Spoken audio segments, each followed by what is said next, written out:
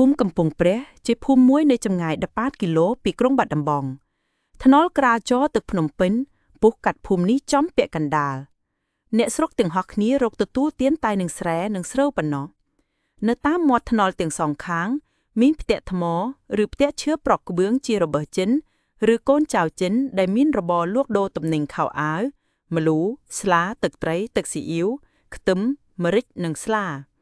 នៅខាងក្រោយឬចំហៀងគេហដ្ឋាននេះមានជំរកធាត់ធំផលទាំងពួងដែលកើតឡើងដោយញើសដោយឈាមអ្នកស្រែទាំងនោះតែងមកប្រមូលគោនៅក្នុងជំរកនេះដល់រដូវវស្សាពេលដែលស្រូវតែងឡើងថ្លៃក្រើតមានរថយន្តផ្ទុកបើកចេញចូលកក្រឹកកក្រែងដឹកជញ្ជូនស្រូវទៅដល់ស្ថានីយ៍បាត់ដំបងនៅចុងភូមិខាងត្បូងត្រង់មាត់អូរមុខវត្តមានផ្ទះមួយខ្នងសង់ជារោងដោលដ៏មានដំបូលប្រក់ក្បឿងដែលស្លាយកាន់ហើយជ្រកក្រំស្វាយមួយដើមដ៏មានមេឃសាខានៅទីធ្លាផ្ទះនោះឯងគេមានដាំដើមកុលាបម្លិះនិងចម្ប៉ាដែលមានផ្ការីកស្គូស្កាយជាលម្អហើយមានគុនធាលវឹងល្វើយរសាត់ទៅតាមវាយោផ្ទះនេះមានសភាពស្ងប់ស្ងាត់ជញ្ជ្រែងឥតមានមាន់ខ្ទាត់ទាឬជ្រូកស្រែដូចនៅផ្ទះជិតខាងឡើយផ្លូវខ្សាត់មួយសម្បូរលឿងឆ្អិនសម្រាប់នាំអ្នកដើរចុះពីថ្នល់ធំទៅកាន់ជណ្ដើរឈើដែលលាបថ្នាំពណ៌ខៀវចាស់ផ្ទះនេះនៅស្ងប់ជ្រងំគ្មានឮមាត់មនុស្សសោះឮតែនាឡិកាភ្លេងមួយដើរតិកតក់និងសូររ៉ៅនៃយន្តដេមួយនៅជិតបង្វៀវដែលបែរមុខទៅរកធ្លាមានយុវនារីម្នាក់ធាត់មាំស្លៀកសំពត់ខ្មៅចងក្បិនពាក់អាវទេសាឯកសអង្គុយខិតខំធ្វើការឥតមើលនាយអាយឡើយមានអ្នកវីនេះទុកសក់ប្រេស្មាឯដងខ្លួននាងក៏ងប់ងើបយោចូលឡើងដល់ជើងថែឈ្នន់យន្តហើយបណ្ដាលឲ្យរំជួលដល់ទៅខ្សែខ្មៃមេដែលព្យួរបន្ទងនិលមួយគ្រាប់នៅលើសូរងនាងខំធ្វើការនេះខ្ជាប់ខ្ជួនណាស់ទាល់តែមានញើសគ្រាប់ល្អិតដេរដាល់លើចុះច្រមុះនៅខាងស្ដាំមាត់ទ្វារមានក្តារងឿធំក្រាស់ដែលជូតខាត់ឡើងរលុងស្រិលនៅលើក្តារងឿនេះហើយបុរសម្នាក់ស្លៀកខោឡាញ់ខ្មៅខ្លួននៅទទេដេកជើងគងអន្ទាក់ខ្លាដៃស្ដាំគងថង្ហានៅស្ងៀមស្ទប់តើគាត់ដេកលក់ឬមិនមែនលក់ទេព្រោះយូរម្ដងគាត់យកដៃស្ដាំដែលគុំថ្ងោនោះទៅស្រវាចាប់ក្រមាមួយមកបក់មុខនិងរួយដែលធ្វើឲ្យគាត់មានរំខានក្រោយពីនោះបន្តិចមកគេឃើញគាត់ប្រែខ្លួនមកខាងឆ្វេងហើយមានសម្ដីយ៉ាងទន់ផ្អែមទៅកាន់នាងក្រមុំដែលដេយន្តថាសៅភ័ណ្ឌកូនម៉ោងប្រមាណហើយនារីនោះក៏ឈប់ដេហើយដើរមកសម្លឹងនាឡិកាធំដែលដើរតិកតក់ម៉ោងជិត4ហើយចេកល្មមឈប់ដេហើយកូនរកអ៊ូសទឹកដាំបាយទៅចាចាំខ្ញុំបង្ហើយអានេះមួយរំពេចសិនព្រោះកែអ្នកជួបន្ទាន់យកល្ងាចនេះយេចុះបន្ទឿនវាទៅណាបាត់ទៅណបងក៏ទៅជួយស្ទូម៉ែចេកបូរ៉ាស្នីកៅបើលឺបុត្រីកូនថាដូច្នោះហើយក៏ដកដង្ហើមធំតែនៅស្ងៀមមិនចេញស្ដីថាអ្វីឡើយចេកបន្ថននេះគាត់អាយុ50ប្លាយឆ្នាំទៅហើយសក់គាត់នៅតែខ្មៅតែកាត់ខ្លីរូបរាងគាត់នៅរឹងពឹងណា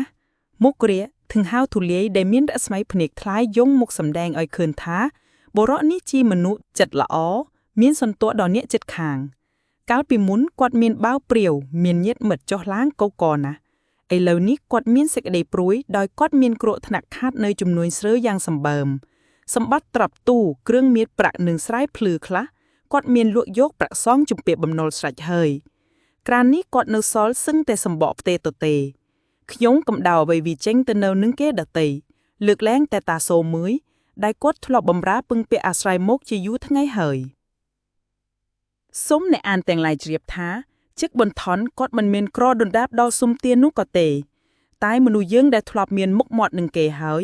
លុះមកធ្លាក់ចុះក្នុងអន្លង់សេចក្តីព្រួយដូចនេះក៏សឹងតែមានចិត្តរំខានម៉ងសៅពុនប្រមាណពីដើមគាត់បានខ្នះខ្នែងមឹងម៉ាត់ក្នុងវិជ្ជាជីវៈណាស់ឥឡូវសេចក្តីទុកព្រួយធ្វើឲ្យគាត់ទុនដៃទុនជើងរកនឹកធ្វើការងារអ្វីពុំកើតនាងសុផាន់លុះឈប់ដេហើយក៏ដើរចូលទៅជើងក្រានហើយកាន់ពោតមួយចានយកមកជូនឪពុកចិកនេះពោតស្ងោក្តៅចិកពិសាទៅផ្អែមណាស់ចិកប៊ុនថនគាត់យកដៃគឺចានឌូចិនហើយឆ្លើយថាទេកូនឯងទុកឲ្យម៉ែនិងបងឯងស៊ីចុះគឺធ្វើការនឿយចិកមិនឃ្លានទេនាងសុផាន់មិនឆ្លើយតបថាអ្វីឡើយនាងឈរសម្លឹងមុខឪពុកធ្វើភ្នែកលឹងលង់មួយសន្ទុះក៏ស្ទុះទៅយកក្រមាបង្កមុខទប់មុខជូតទឹកភ្នែកដើម្បីនឹងបន្លប់សេចក្តីចម្បែងក្នុងចិត្ត នាងក៏យកក្អមមួយចុះទៅដាំទឹកអណ្ដាងដាក់ពាងយកពូថៅទៅពុះអ៊ូសហើយបង្កាត់ភ្លើងស្លដណ្ដាំទុកយូនគ្រួសារនាងសែងពេលអាទិត្យអាស្តង់គុតចាំងស្លឹកដាំត្នោតដែលដុះនៅខឿនវត្តឡើងក្រហមរ៉ែចាប់ដែលសម្បុកភ្ញងរយងនៅចុងធៀងរុក្ខជាតិក៏និយាយប្រឡែងគ្នាទ្រហឹងអឹងគងនៅពេលនោះស្ត្រីម្នាក់អាយុកណ្ដាលមនុស្សនិងក្មេងកំឡោះម្នាក់មុខស្ងួតស្ងប់សម្បុរស្បែកឡើងថងដែងនៅត្រូវកម្ដៅថ្ងៃដើរពីខាងត្បូងចូលមកក្នុងភូមិមនុស្សទាំងពីរនាក់នេះស្លៀកពាក់ខោអាវធ្លុះហើយមានដំណើរថេងថងដោយអស់កម្លាំងជ្រុលពេកប៊ុនធឿនក្មេងកំឡោះនោះឯងឈ្មោះប៊ុនធឿនដែលយើងបានស្គាល់ពីមុនមកហើយត្រឡប់មកជួយដកស្ទូងនាងងាន់ដែលជាម្ដាយពួកសិស្សទាំងឡាយនៅវិសមាវកាសតែងមានសម្រាកសម្រានលេងសើចសប្បាយមិនដូច្នោះឡើយប៊ុនធឿនគ្នាធ្វើការយ៉ាងដុនដាបលុះដល់ផ្ទះហើយប៊ុនធឿនក៏ចូលទៅផ្លាស់ខោអាវស្រែស្លៀកសារុងទុកគ្រួននៅទទេទើបមកអង្គុយជិតឪពុកធ្វើមុខជូរស្ងួតនាងសោផនឃើញគ្រួសារមកជួបជុំហើយក៏ទៅលើកម្ហូបបាយដាក់លើក្តារងឿអញ្ជើញម៉ែឪនឹងបងឲ្យពិសាឯខ្លួននាងក៏ជួយអាស្រ័យជាមួយដែរដើម្បីនឹងមង្វែងផ្លូវពីសេចក្តីតឹងទ្រូងចេញនាងសោផនក៏ធ្វើជាសាកសួរទៅម្ដាយថាម៉ែស្ទូងបានប៉ុន្មានហើយកងបានពីស្រែហើយប៊ុនធឿនចេះស្ទូងរហ័សណាស់អ្នកផងគេតែងនិយាយថាក្មេងដែលបានទៅរៀនសូត្រនៅសាលាបារាំងច្រើនស្អប់ក្បឺមការងារស្រែចម្ការបងឯនេះធ្វើឲ្យឃើញថានិយាយដូច្នោះជាការមិនពិតឡើយប៊ុនធឿនស្ដាប់ពាក្យម៉ែសរសើរខ្លួនដូច្នោះហើយក៏ញញឹមទាំងស្រពូនហើយតបទៅថាម៉ែអើយកុំអួតឃាមខ្លាំងពេក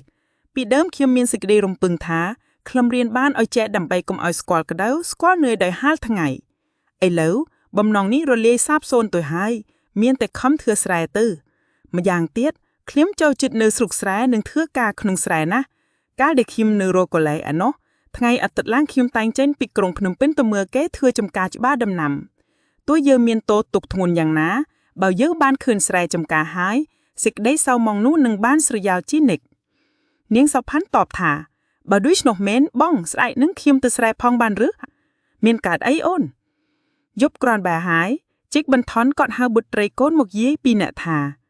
កូនឪពុកដេញចិត្តកូនឯងចង់លេងលៀនដើម្បីមកជួយធ្វើការឪពុកម្ដាយគំនិតនេះជាការកប់ប្រសើរណាស់តែចិត្តឪពុកមិនចង់ឲ្យឯងឈប់រៀនទេស៊ូត្រាដេត្រាដូផ្នៅសហុយោយឲ្យឯងរៀនលុះត្រាតែបានឌីប្លូមខ្ញុំបាទយល់ឃើញថាជីកមានប្រសាយ៉ាងនេះដោយស្រឡាញ់កូនមិនចង់ឲ្យកូនមកជួយនឿយហាត់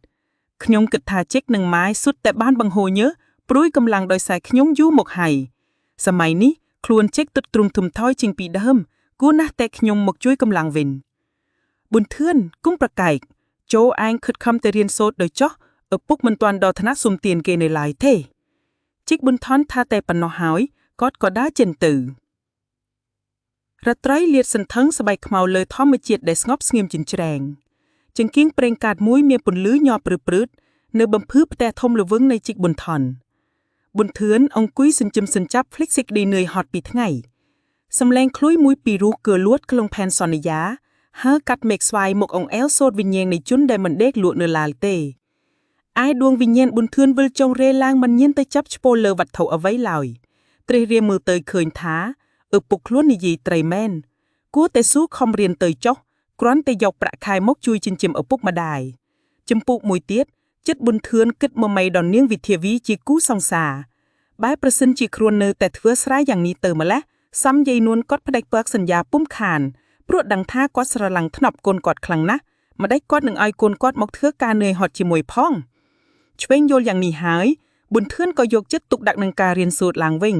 យប់ឡើងតែងអ៊ុតជង្គៀងប្រេងដូងមើលសិភើកវីបារាំងណាដែលជាទីកប់ចិត្តយកទៅអាននៅពេលឈប់សម្រាកកម្លាំងថ្ងៃឡើងទៅធ្វើការស្រែតែងតែឆ្លៀតដាក់សិភើកវីបារាំងណាដែលជាទីកប់ចិត្តយកទៅអាននៅពេលឈប់សម្រាកកម្លាំងជួនណាអ្នកទៅខ្វៅគោជួតាស៊ូអីគាត់មកពិសាបាយអ្នកក៏ដេកក្រោមដើមដង្កោឬស្ដៅក្បាលកើយលើក្រមាមួយដែលឈ្មោះជាដុំអ្នកមើលគោបណ្ដើអានសៀវភៅបណ្ដើសັບឃ្លីឃ្លោងណាពីរោះអស្ចារ្យបណ្ដាលឲ្យអ្នកស្រមៃឃើញមុខនាងវិធាវីញញឹមស្រស់ត្រង់ប្រឡោះស្រឹករុក្ខជាតិអូរ៉ាប៊ុនធឿនក៏ព្រឺព្រួយចិត្តក៏រីករាយសប្បាយក្រៃលែងដូច្នោះហើយការងារស្រែទាំងពុំម៉ានក៏បាត់ធ្វើឲ្យធុញធ្ទាប់nhưngហត់នឿយអស់ទៅនៅល្ងាចថ្ងៃទី13កក្កដាជឹកប៊ុនថននិយាយទៅកាន់បុត្រគាត់ថានៅស្អែកនេះជា ជាថ្ងៃបុណ្យជាតិរបស់បារាំងបើឯងចង់ទៅមើលបុណ្យនោះក៏ទៅចុះនៅព្រឹកប្រហាមថ្ងៃទី12ស៊ូយ៉េតប៊ុនធឿនបានតែងខ្លួនស្អាតបាតហើយជិះតូចក្រយ៉ានតម្រង់ទៅបាត់ដំបងនិងរីករាយសប្បាយក្នុងចិត្តថានឹងបានជួបមុខកែវសង្សាររបស់ខ្លួនពុំខាននគរផ្លូវថ្នល់មនុស្សឈូឈរដើមមៀមានសភាពដូចជាភងស្រមោតពួកអ្នកស្រុកស្លៀកពាក់តាមទំនើបថ្មីឯអ្នកស្រុកស្រែបញ្ចេញសម្លៀកបំពាក់ផូភៀវក្រពួរតាមថ្នល់ក្រុងនិងតាមបង្អួចផ្ទះផ្សារទង់ជាតិបារាំងខ្មែរបក់យល់រេរយបញ្ចេញសេចក្តីសប្បាយរយរាយទៅគ្រប់ទិសត្រង់មាត់កំពង់ចំពីមុខផ្សារវិលគេមានសង់ពន្លាមួយលម្អដោយស្លឹកទុនសែស្លឹកជ្រៃក្រឹមនិនផ្ទាំងសំពត់ខៀវសក្រហមពួកអិសរជនទាំងឡាយនៃខេត្តបានមកអង្គុយជ្រកកម្ដៅព្រះសុរិយតីក្នុងនោះបារាមត្រៀបត្រាតាមចិញ្ចើមនៃមាគាប្រជាជនខ្ញៀវខ្ញាឈរចាំមើលមានក្រុមពិជ័យសង្គ្រាមមួយកងក្រុមរក្សាស្រុកមួយកងស្លៀកពាក់សក្បោពាក់បេរ៉េក្រហមឬខៀវផ្ទៃមេឃ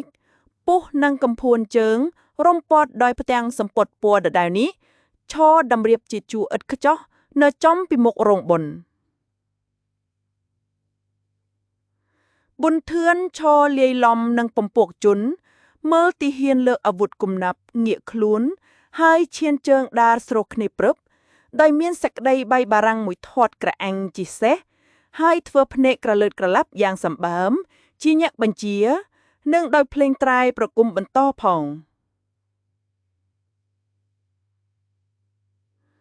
តអំពីនោះមកប្រជាជនក៏នាំគ្នាប្រជ្រៀតមើលល្បែងផ្សេងដូចជាចងជើងក្នុងបាវអង្រុតប្រណាំងឡើងសសរលៀបខ្លាញ់ប្រកួតជក់បារុយឡាតែប៊ុនធឿនធុញប្រន់ពេកក៏ចុះទៅកំពង់ចម្លងជិះទូកដទៅត្រើយខាងកើតហើយដើរតម្រឹងទៅវត្តភូ